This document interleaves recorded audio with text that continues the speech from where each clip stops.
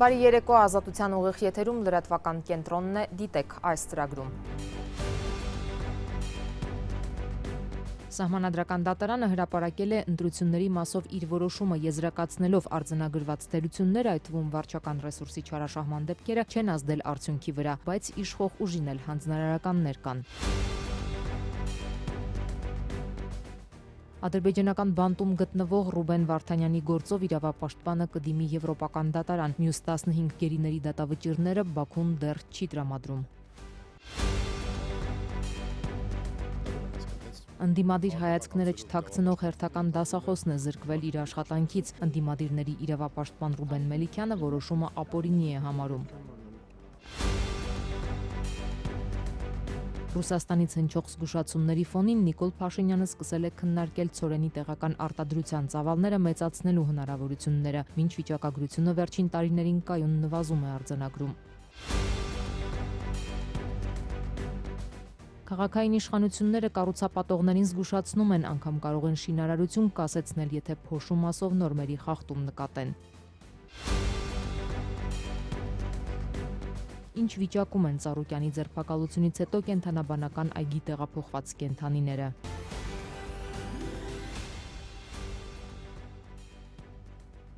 Սահմանադրական դատարանը հրապարակել է անցած շաբաթ օրը ընտրությունների արդյունքների վերաբերյալ կայացրած իր ծավալուն որոշումը, եզրահանգելով հունիսի 7-ի ընտրությունների ժամանակ արձանագրված թերությունները, այդ թվում վարչական ռեսուրսների չարաշահման դեպքերը չեն ազդել արդյունքների վրա։ Այնուամենայնիվ իշխող ուժին խորհուրդ է տրվել ձեռնպահ մնալ սոցիալական ծախսերի այնպիսի ավելացումներից, որոնք կարող են գնահատվել որպես սոցիալական կաշառք, իսկ իրավապահներին իրենց հաղորդումներում քաղաքական ուժերի անունները նշելուց։ Բարձր դատարան էին դիմել ընդդիմադիր 7 ուժեր, նրանցից երկրորդ նախագահ Ռոբերտ Քոչարյանի առաջնորդած Հայաստան դաշինքի փաստաբանը բարձր դատարանի որոշումը քաղաքական է համարում։ Սահմանադրական դատարանը օրինակ արձանագրել է, որ իրավապահ մարմինները պետք է ձեռնպահ մնան իրենց հաղորդումներում քաղաքական ուժերի անունները հնչեցնելուց,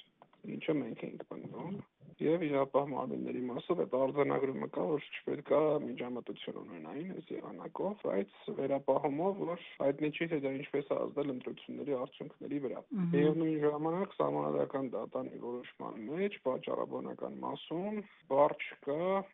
ներկայացված այն սոցիոլոգիական հետազոտության մասին, որը կոնկրետ թվերով ասում է, թե ինչպես է ազդել։ Իսկ մի կողմից իրենք ընդունում են, որ դա եղել է եւ դա չի կարելի, ոչ իրավաչափ է, բայց այն բան, երբ որ պետք է ազդեցությունը գնահատեն, անտեսել են ապացույցը։ Մենք կատարել են մտավարժանք, կես ճանապարհը անցել են որոշ դեպքերում համաձայնվել է, որոշ դեպքերում չհամաձայնվելով, բայց եթե ճանապարհը անցնեին մինչև վերջը պատշաճ գնահատեին ապացույցները, պետք է եզրահանգեին, որ ընտրությունների արդյունքների վրա եղել են չափելի ազդեցություններ։ Այդ վերջի քայլը արդեն չեն կատարել, որտեղ եթե դա այլ անային, պետք է ստիպված էին լինելու այդ քաղաքական որոշումը չկայացնել։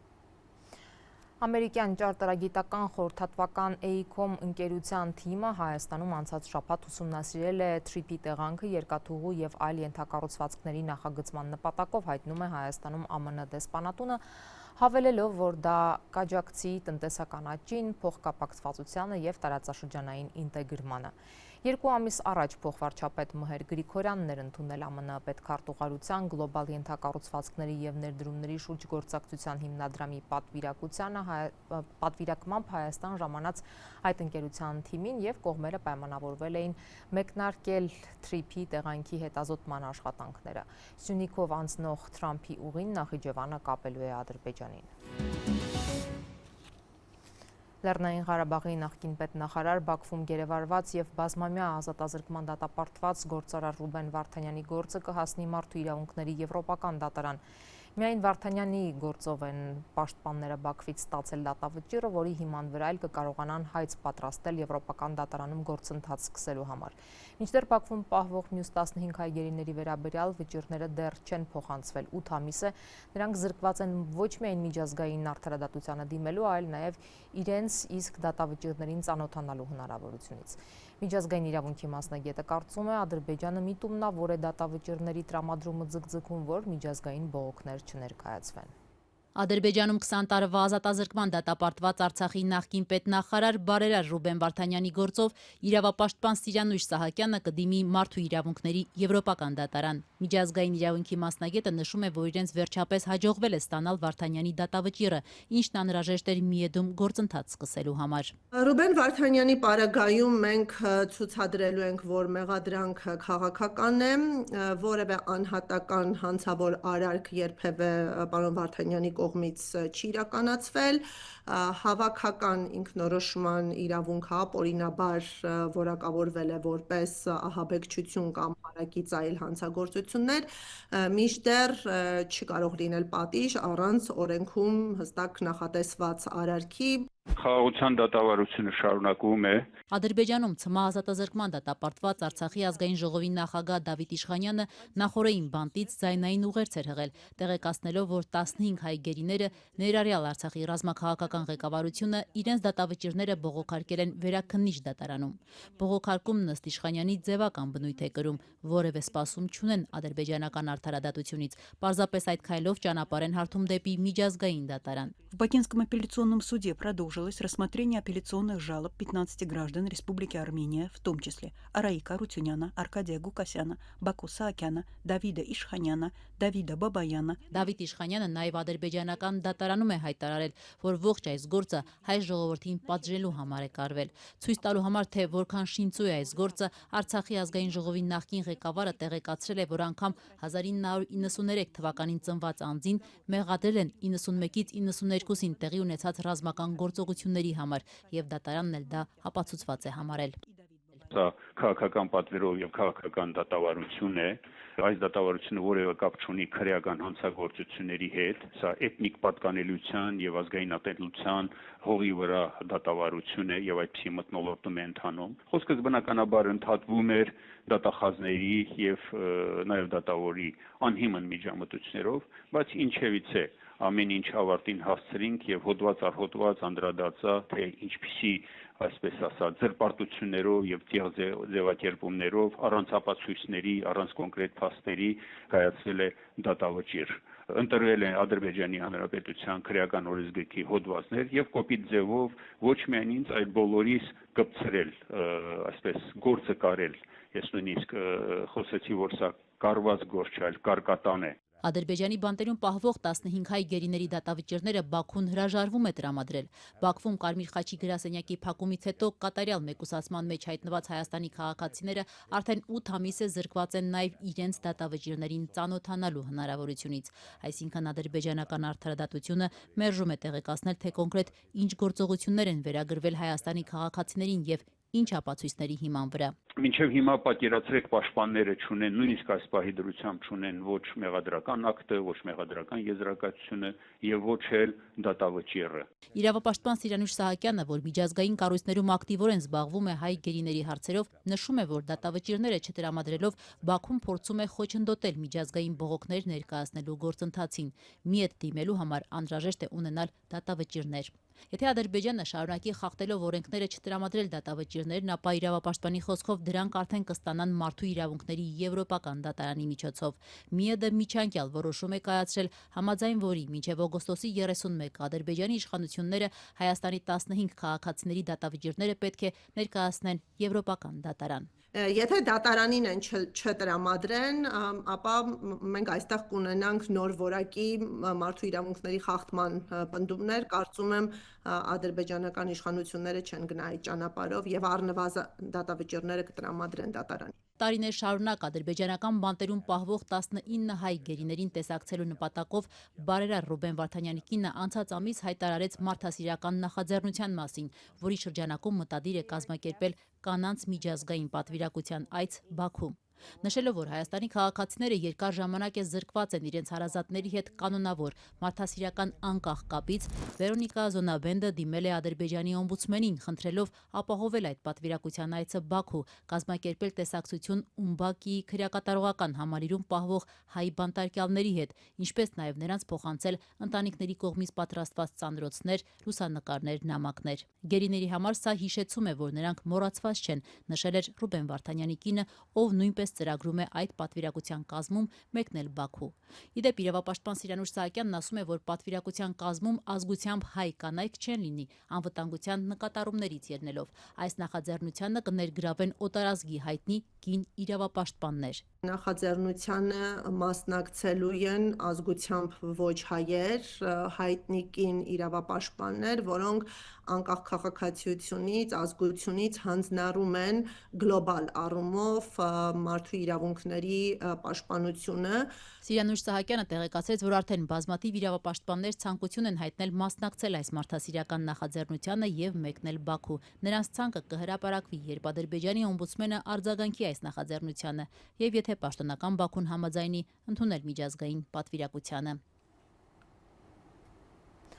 Մարտի 1-ի գործով դատավարությունը շարունակվում է երկրորդ նախագահ Ռոբերտ Քոչարյանը, ում պաշտոնավարման վերջին օրերին Երևանի կենտրոնում բողոքի ցույցերը բիրտ ուժով ցրելու ժամանակ 10 հոգի սպանվեց, մեղադրյալի աթոռին է եւ պահանջում է դադարեցնել իր նկատմամբ քրեական հետապնդումը։ Այսօր Քոչարյանը դատարանի դահլիճում ցանկանում էր մեջ բերել վարչապետ Նիկոլ Փաշինյանի իր հասցեին ուղղված կոշտ բառապաշարը քարոզարշավի ընթացքում,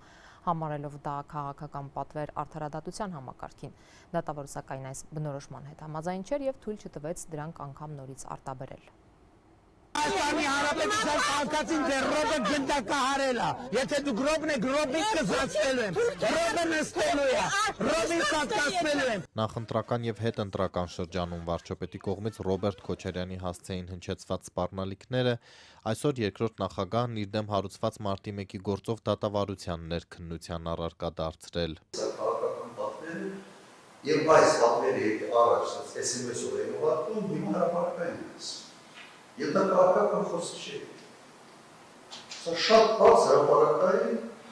ասվում է, որ ես պիտի նստեմ։ Դատավորը սակայն պնդեց, որ վարչապետի խոսքերը քաղաքական գնահատականներ են, արգելելով անգամ բարձրաձայնել այդ արտահայտությունները դատարանի դահլիճում։ Հնարավորինս պարոն Քոչարյան զերծ մնացեք, չգիտեք SMS ստանալ, հրապարակային ես նորից հիշացնեմ, տարուկես քիչ ավել եմ ինչ կամ վստահում եք դատարանի, սպասում եք ակնկալում եք դատարանից արտահայտություն,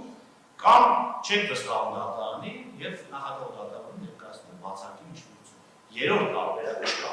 Ռոբերտ Քոչարյանը սակայն շարունակում էր վկայակոչել վարչապետին, ակնկալելով, որ դատավորը գնահատական կտա Նիկոլ Փաշինյանի արտահայտություններին։ Երբ որ հնչեցնում է մի հայտարարություն, օրինակ, որ դատավորների պես է կաշառակել, որտեղ որոշումները կայացնում են ոչ այն ձևով, ինչպես այդ մարդը պատկերացնում է արտահայտություն։ ԲԴԽ-ն միակ հայտարարություն չի ասում,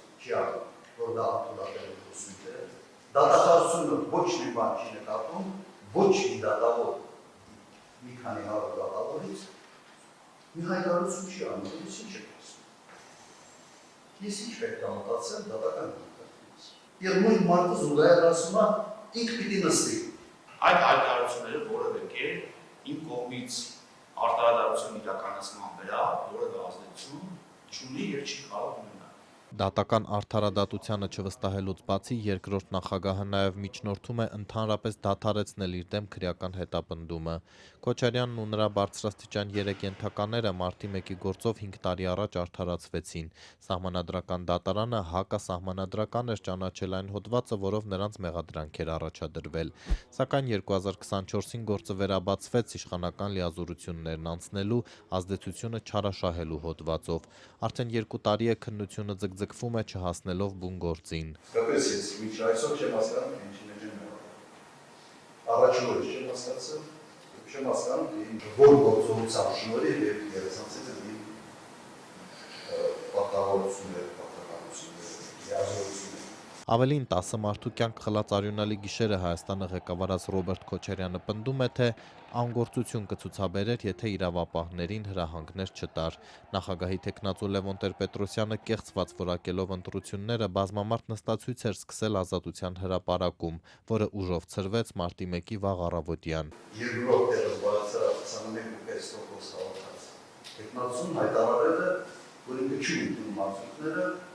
ինքը կրել է ընտրությունները եւ ինքը պետք է գնա նախագահական պահ։ Հիմա այս պատկերացնում եմ 21 թվականի ընտրություններին, մենք հավաքել ենք 21%, որ քաղաքական ընտրություններում, եթե հայտարարեի, որ մենք գրել ենք այս ընտրությունները եւ պետք է գնանք կառավարության շենք։ Ինչ կլիներ, որ գրել 2008-ին ընտրակեղծիքների մասին բարձրաձայնել էին տեղական եւ միջազգային դիտորդները, անկախ լրատվամիջոցները։ Ռոբերտ Քոչարյանն այսօր վստահեցրեց, որ իր նպատակը չէր Սերժ Սարգսյանին իշխանություն փոխանցելը։ Մարդու իրավունքների եվրոպական դատարանը մարտի 1-յան իրադարձություններից 17 տարի անց հրապարակած վճռով արձանագրել է, որ զոհերի մեծ մասի դեպքում Հայաստանը խախտել է նրանց կյանքի իրավունքը։ Մարտի 1-ի 18-րդ տարելիցին դեռ որևէ մեկը պատասխանատվության չի ենթարկվել սպանությունների համար, թեև վարչապետ Նիկոլ Փաշինյանը հեղափոխությունից 3 ամիս անց հայտարարել էր, թե գործն ըստ էության ամբողջ ծավալով բացահայտված է։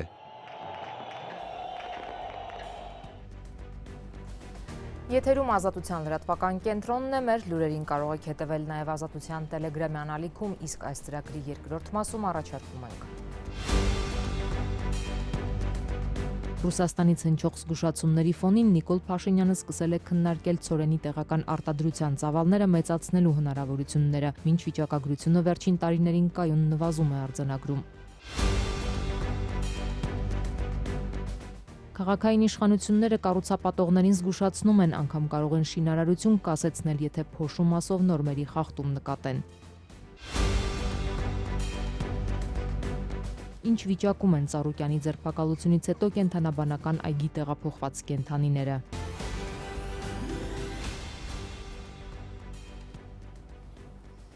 Ինչ վիճակում են Գագիկ Ծառուկյանի ձերբակալությունից հետո նրա կենդանիները, արդյունքներից մեկի անկելուց հետո հատկապես հարց է, մյուսները ինչ վիճակում են։ Կենդանաբանական այգուց ուր տեղափոխվել են կենդանիները, ասում են ամեն ինչ նորմալ է,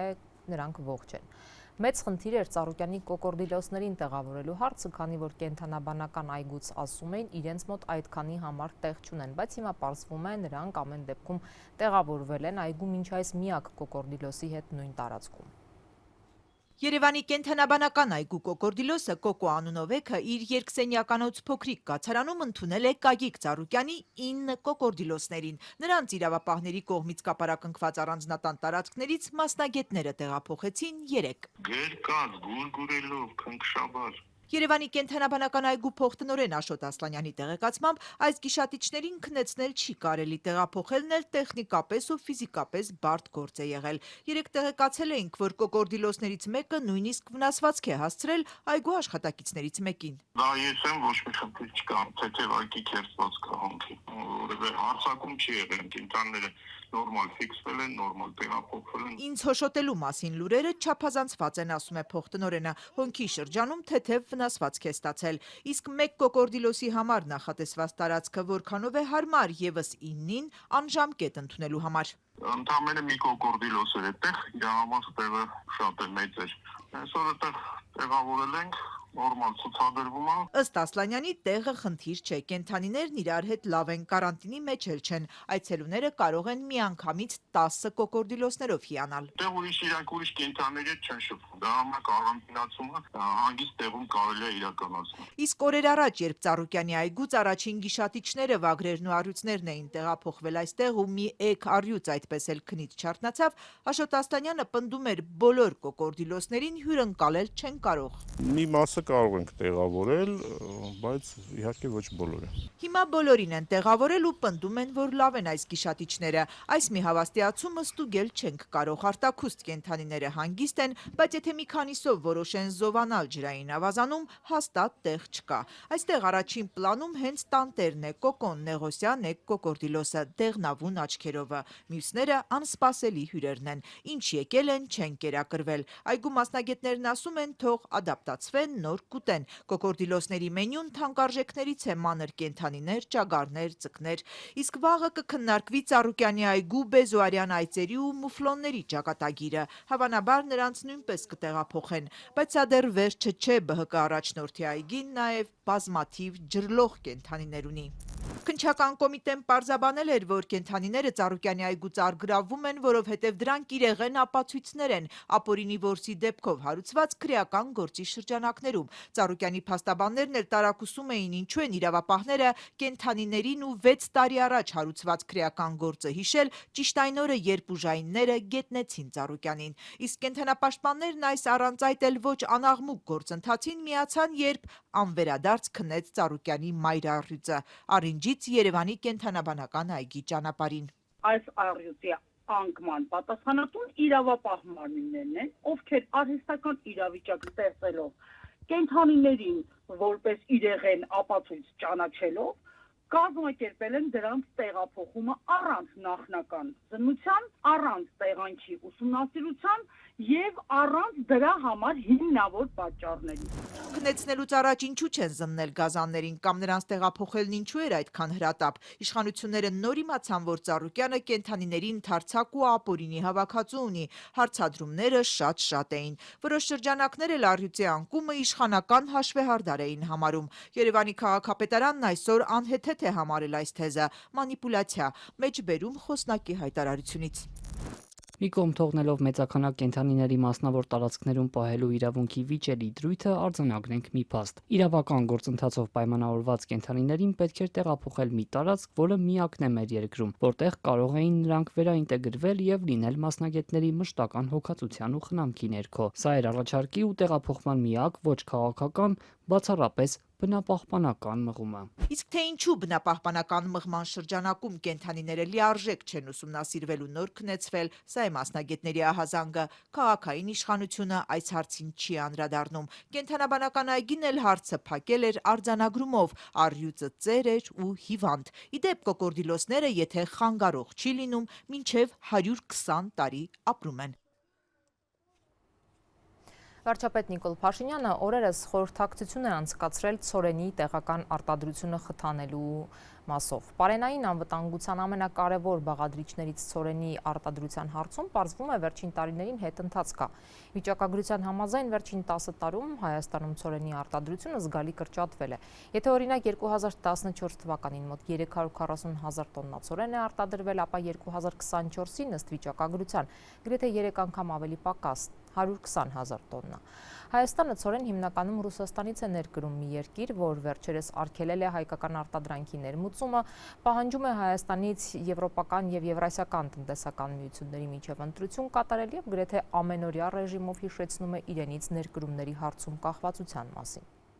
Ռուս բարձրաստիճան պաշտոնյաների Հայաստանին ուղղված սպառնալիքներից հետո միայն Հայաստանի կառավարությունը վարչապետ Նիկոլ Փաշինյանի գլխավորությամբ խորհրդակցություն է անցկացրել ու քննարկել ցորենի տեղական արտադրության ծավալները մեծացնելու հնարավորությունները։ Թե ինչու 8 տարիների ընթացքում իշխանություններին չի հաջողվել բարձրացնել ցորենի ինքնաբավության մակարդակը, գործադիրի տարածած հաղորդագրությունից պարզ չէ։ Միայն հայտնի է, որ մինչ այս պահը կառավարությունն անգամ չի էլ քարտեզագրել ցորենի համար հարմար ու չմշակվող հողատարածքները։ Միայն այս շաբաթ կայացած հանդիպմանն է վարչապետ Նիկոլ Փաշինյանն այդպիսի հանձնարարական ներկայացրել։ Հայաստանը մեծապես կախված է ռուսական ցորենի մատակարարումներից։ Դեպի Եվրամիության ձգտող իշխանություններին չի հաջողվել ոչ միայն այդ կախվածությունը նվազեցնել, այլ ընդհակառակը տեղական արտադրության ծավալները նախորդ տարիներին նվազել են։ Հայաստանի նկատմամբ տնտեսական սահմանափակումներ կիրառող Մոսկվայից անցած ամիսներին նաև ռուսական ցորենից Հայաստանի կախվածության հանգամանքն են մատնանշում, թեև մինչ այս պահը դեպի Հայաստան մատակարարումները չեն սահմանափակել։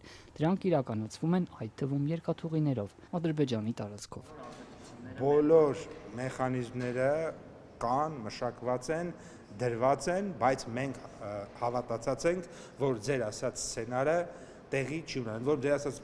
դեր ասած սցենարները մշակված են դեռևս տարիներ առաջ, բայց մենք հավատացած ենք, որ դա տեղի ունենալ չի կարող։ Էկոնոմիկայի նախարար Գևորգ Պապոյանը նախընտրական քարոզարշավի ընթացքում Ռուսաստանից հնչող սուր հայտարարությունների եւ տնտեսական սահմանափակումների կիրառման այդ շրջանում վստահեցնում էր, Հայաստանի պարենային անվտանգությունը կարող են պաշտպանել, եթե Ռուսաստանը կտրուկ քայլերի գնա։ Հայաստանի Հանրապետությունը ունի անհրաժեշտ պաշարներ, Հայաստանի Հանրապետությունը ունի դիվերսիֆիկացված մատակարարման աղբյուրներ, Հայաստանի Հանրապետությունը ստանում է եւ կստանա կայուն ցորեն եւ այդ մասով մեր քաղաքացիները որևէ մտահոգություն ունենալ չեն կարող, ամեն ինչ կառավարելի։ Նույնիսկ այդ հայ-ռուսական հարաբերությունների սրման շրջանում տնտեսական զարգացման հիմնական գերատեսչության ղեկավարը պարենային անվտանգության մասին հարցին ի պատասխան խոսում էր մատակարարման աղբյուրների բազմազանեցումից եւ փաստորեն միայն հիմա, երբ արդեն Հայաստանի տնտեսությունն ուղղակիորեն տուժում է, գործադիրի ղեկավարը հանձնարարել է ներդրումային նախագիծ պատրաստել։ Պաշտոնական վիճակագրությունը մտահոգիչ է, միայն անցած տարի Հայաստանն ավելի քան 332,000 տոննա ցորեն է ներկրել, շուրջ 83 միլիոն դոլար ընդհանուր գնով, իսկ Հայաստանում ցորենի ընդհանուր բերքը 132,500 տոննա է կազմել։ Չնայած վերջին տարիներին կառավարությունը ցորենի արտադրության խթանման տարբեր ծրագրեր է իրականացրել ու միլիոններ ծախսել, ինքնաբավության աստիճանը 2024 թվականի տվյալներով մոտ 23% է։ Ֆերմերները շարունակ պնդում են, ձեռնտու չէ ցորեն աճեցնելը, իսկ առանց պետական աջակցության ընդհանրապես շահույթ չեն կարող ունենալ։ Պետք ու ծախսերն է չի փագի։ Այդ տրամադրած 120 կամ 70 հազարներ որ չլիներ, вообще մինուսով էր գյուղացին։ Թե ցորենի ինքնաբավության աստիճանը բարձրացնելու ուղղությամբ ինչ ծրագիր կմշակեն ու ինչ ժամկետներում, պարզ չէ։ Իսկ ցորենի ներկրումը պարենային անվտանգության խնդիրներից թեևս տերության գլխավորն է, սակայն միակը չէ։ Տարեց տարի մեծ տեմպերով նվազում է նաև կաթի ու մսի ինքնաբավության աստիճանը։ Եթե իշխող քաղաքացիական պայմանագիրը ցորենի արտադրության վերաբերյալ հստակ խոստումներ չի տվել, կաթի ու մսի արտադրության վերաբերյալ նախընտրական շրջանում չափելի ցուցանիշների մասին է հայտարարել։ Խոստանում են 5 տարվա ընթացքում կաթի ինքնաբավության աստիճանը ներկայիս 78.6%-ից 88.7-ի հասցնել, տավարի մսի արտադրությունն էլ հասցնել ներքին պահանջարկի 93.5%-ին, ներկայիս 88%-ից։ Իր ընդդիմադիր հայացքներով հայտնի իրավաբան Ռուբեն Մելիքյանը օրերս տեղեկացել է, որ սեպտեմբերից այլևս չի դասավանդելու պետական համալսարանում։ Նա այս որոշումը համարում է կամայականություն եւ ապօրինություն եւ բացատրում իր հանրային ակտիվությամբ։ Հենց Մելիքյանն է շատ ընդդիմադիր գործիչների շահերը ներկայացնում դատարաններում։ Սա առաջին դեպքը չէ, երբ ընդդիմադիր հայացքները չթաքցնող դասախոս է հեռացվում աշխատանքից կամ հայտնվում փակվող ամբիոնից դուրս։ Փաստաբան Ռուբեն Մելիքյանը, որ 23 տարի դասախոսում էր Երևանի պետական համալսարանի իրավագիտության ֆակուլտետում, ռեկտորի ստորագրությամբ ծանուցում է ստացել, սեպտեմբերից էլ չի աշխատելու։ Ես համարում եմ իրավապաշտպան գործունեության արդյունքում։ Փաստաբան Մելիքյանը համալսարանում աշխատում էր 0.25 դրույքով։ Նա ակտիվորեն պաշտպանում է ընդդիմադիր գործիչների շահերը, քննադատում գործող իշխանությանը։ Մելիքյանը պնդում է, ռեկտորի սև ցուցակում է հայտնվել քաղաքական նկատառումներով։ Քաղաքական հարցերով իրավապաշտպանությունը ենթադրում է ընդդիմադիրների պաշտպանություն։ Արցախի մարդու իրավունքների նախկին պաշտպան Մելիքյանը Փաշինյանի իշխանությանը քննադատել է հենց սկզբից։ Ընդդիմադիր հայացքները չի թաքցրել, ինչու 8 տարի անց որոշեցին համալսարանից դուրս թողնել։ Հիմա մենք տեսնում ենք, թե քաղբանտարկյալների ընտանիքների մասով ինչ խայտարակ, քաղբանտարկյալների հարցով ինչ խայտարակ վիճակ է, բնականաբար դա պետք է նաև այլ տեսակի քաղաքական, այսպես մանր-մունր կծմծոցների հետապնդումների, չգիտեմ ինչ ուզում ենք անունը դնել, այս ամենի վրա նույնպես պետք է տարածվի։ Ըստ Ռուբեն Մելիքյանի համալսարանից միայն նշել են, որ պայմանագրի ժամկետը լրանում է եւ վերջ։ Իր մասնագիտական որակներից ոչ մի դժգոհություն։ Ճիշտ է, Մելիքյանի պնդումը, որ իր գործունեության պատճառով են պայմանագիրը դադարեցնում։ Նամակով դիմեցին Հովհաննես Հովհաննիսյանին, որ ռեկտորի պաշտոնին է հասել իշխող քաղաքացիական պայմանագիր խմբակցությունից։ Ռեկտորը չպատասխանեց մեր հարցին։ Նախ հորդորեց խոսնակին դիմել, որն ասաց երկրում չէ, հետո էլ խոստացավ պարզաբանել, եթե որ դիմենք։ 2 օր է Մելիքյանը այս մասին հայտարարում է, բայց պետական համալսարանից արձագանք չկա։ Շարունակում են այն վատ իմիջի ձևավորումը Երևանի պետական համալսարանի համար, որտեղ ես ոչ առաջինն եմ, ոչ էլ վերջին։ Դեպի գրելուց հետո ես տեղեկացա, որ եւս Շուշան Վարդանյանը, Ալեն Ղևոնդյանը, համալսարանի դասախոսներ նույնպես նման ծանոթություններ են ստացել, այսինքն բնականաբար միակը չեն։ Քաղաքագետ Ղևոնդյանը կալանավորված է, իսկ Շուշան Վարդանյանի հետ, որ գրել է 23 տարի դասախոսել է Մայրբուհում, այսօր խոսել չհաջողվեց։ Որ ընդդիմադիր հայացքներով դասախոսների հետ աշխատանքը դադարեցնելու ծանոթությունները քաղաքական հաշվեհարդար են, վկայում է Փաշինյանի իշխանության գործելավոճը, ասում է իրավապաշտպան Վարդան Հարությունյանը։ Դասավորությունը Հայաստանում, որ հիմա տեղի է ունենում, թույլ է տալիս, որպեսզի մարդիկ մտածեն, որ այս բոլոր ազատումները քաղաքական հետապնդումներ են կամ հաշվեհարդարներ։ Ընդհանուր վեկտորը ցույց է տալիս կամ խոսում են մասին, որ կան հետապնդումներ քաղաքականացված ընդդիմադիր հայացքների տեր մարդկանց նկատմամբ։ Պետական համալսարանի ռեկտորը նախընտրական քարոզարշավի փուլում իր ֆեյսբուքյան էջով տարածել էր պաշտպանության նախարար Սուրեն Պապիկյանի հակաքարոզչական տեսանյութը։ Պապիկյանը պետական համալսարանի հոգաբարձուների խորհրդի նախագահն է։ կառավարման խորհուրդները գտնվում են ՀՀԿ-ի վերահսկողության ներքո։ Բոլոր բուհերը պետք է ապաքաղաքականացվեն։ Փաշինյանը խոստանում էր բուհերը քաղաքականությունից հեռու պահել, բայց ճիշտ հակառակն է արել։ Նրա պաշտոնավարման տարիներին էլ, ինչպես նախկինում, բուհերը քաղաքականացված են, պնդում է իրավապաշտպան Հարությունյանը։ Այն ամենը, ինչի դեմ պայքարում էր ժողովուրդը 2018 թվականին, պարզվեց, որ այսօր էլ տեղի են ունենում եւ ըստ էության երևի թե մեզ պետք է լինելու նոր 2018 թվական։ Մայրբուհում որոշել են լուծարել նաև արտասահմանյան գրականության ամբիոնը, որ ղեկավարում էր ընդդիմադիր հայացքներով Անուշ Սեդրակյանը։ Նա Ազատությանը պատմել էր, որ ամբիոնը փակելու նպաստել է նաև իր հակաիշխանական դիրքորոշումը։ Բուհից հերքել էին քաղաքական մոտիվը։ 3 տարի առաջ էլ Բրյուսովի անվան լեզվաբանական համալսարանին հրաժեշտ տվեց ընդդիմադիր Հայաստան խմբակցության падգամավոր Լիլիթ Գալստյանը։ Դաշնակցական Գալստյանը, որ նույնպես դասախոսում էր 0.25 դրույքով 38,000 դրամով, պնդում էր, որ դա քաղաքական վրեժխնդրություն է։ Ես բողոքարկել եմ ինձ աշխատանքից ազատելու հրամանը ամբողջությամբ ու դատանը հրամանը ամբողջությամբ ճանաչել է անվավեր։ Բրյուսովում 2023-ին պաշտոնից հեռացրել էին նաև պրոռեկտոր Ցոլակ Ակոբյանին, որ բարձրաձայնում էր ռեկտորի թափուր պաշտոնում Դավիթ Գյուրջինյանին խախտումներով նշանակելու մասին։ Ցոլակ Ակոբյանին ազատեցին հիմնավորելով, որ նա չի համապատասխանում այդ պաշտոնին։ Նախկին պրոռեկտորը բողոքարկեց այդ որոշումն ու շահեց բոլոր ատյաններում։ Դատարանը անվավեր է համարել հեռացնելու հրամանն ու Ցոլակյանը բուհի բյուջեից որպես փոխհատուցում ստացել է 11 միլիոն դրամ։ Միջազգային լրահոսից ԱՄՆ նախագահ Դոնալդ Թրամփն այսօր հայտարարել է, թե ԱՄՆ-ն համաձայնել է բանակցություններ վարել Իրանի հետ այն բանից հետո, երբ Թեհրանը խնդրել է շարունակել բանակցությունները։ Նախագահ Թրամփը սակայն հավելել է, որ երկու երկրների միջև հրադադարը ավարտվել է։ ԱՄՆ նախագահը ավելի վաղ հայտարարել էր, որ այլևս Թեհրանի հետ բանակցությունները շարունակելու իմաստ չի տեսնում Միացյալ Նահանգների եւ Իրանի միջև սկիզբ առած փոխհրաձգություններից հետո։ Մինչ այդ Քաթարի բանագնացները Իրանում են Միացյալ Նահանգների հետ վերջին օրերին սրված լարվածությունը թուլացնելու եւ ավելի լայն բանակցությունների շարունակման համար պայմաններ ստեղծելու նպատակով։ Ռուսաստանում Սարատովի նավթավերամշակման գործարանը անորոշ ժամկետով դադարեցրել է աշխատանք ու ուկրաինական անօդաչուների հերթական հարվածներից հետո, հայտնում է Reuters-ը հողում անելով իրավիճակին ծանոթ երկու աղբյուրի։ Իր հերթին Ռուսաստանը թիրախավորել է ուկրաինական բնակավայրերը, Խարկովի մարզում կա 1 զոհ, ևս 3 մարդ վիրավորվել է։ Ուկրաինայի զինուժի գլխավոր հրամանատար Ալեքսանդր Սիրսկին հայտարարել է, որ վերջին ամիսներին Ռուսաստանի հարձակումները կիսով չափ նվազել են, բայց միևնույն ժամանակ Ռուսաստանը մեծացրել է հրթիռների եւ ԱԹՍ-ների հարվածների ինտենսիվությունը քաղաքացիական տարածքների վրա։ Վերադառնանք Հայաստան, քաղաքապետարանը դարձյալ հորդորում է կառուցապատողներին պատշաճ կահավորել շինհրապարակները, փոշի կլանող ցանցեր տեղադրել, որպեսզի փոշին քաղաքի օդը չաղտոտի։ Այս անգամ նաև քաղաքային իշխանությունները զգուշացրել են, որ ուժի մեջ են մտնում խստացված կանոնները բարձր տուգանքներից մինչև շինարարության ժամանակավոր կասեցում։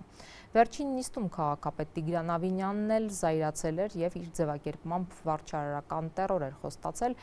կանոնները խախտողների նկատմամբ։ Ավականու ընդդիմադիրները սակայն կարծում են այս խստացումները եւ քաղաքապետի զայրույթը Երևանի փոշոտ շինհրապարակների հարցը առանձնապես չեն լուծի, քանի որ խնդրի արմատը ոչ թե օրենքն ու ռեսուրսներն են, այլ քաղաքային իշխանությունների անգործությունը։ Առհասարակ ապրում ենք փոշու մեջ, անհնար է պատուհան բացել, պատշգամբից ընդհանրապես չենք կարողանում օգտվել ու կոմիտասյան երեկոյան քամիների ժամանակ մենք ուղղակի փոշու մառախուղի մեջ ենք ապրում։ Կոմիտասի Մալխասյանց համալիրի բնակիչների անունից Ազատությանը դիմաց այս քաղաքացին, որ գերադասեց չներկայանալ, ուղարկած տեսանյութով պատմում է, որ հարակից շինարարության հետևանքով իրենք մաքուր օդ չեն կարողանում շնչել։ Մեզ ուղարկած կադրերում, որտեղ փոշու թանձր ամպ է, ասաց վերջին 2-3 օրերի ընթացքում է սա նկարահանել։ Կոմիտասի տարածքում փորում են քարերը մեծ հանում են ժայռոտ, հենց բացօթյա նույն տարածքում այդ քարերը մանրացնում են ու հենց այդ տարածքում բացօթյա լցրած է այդ ավազը։ Սարեր են ուղակի ավազի մի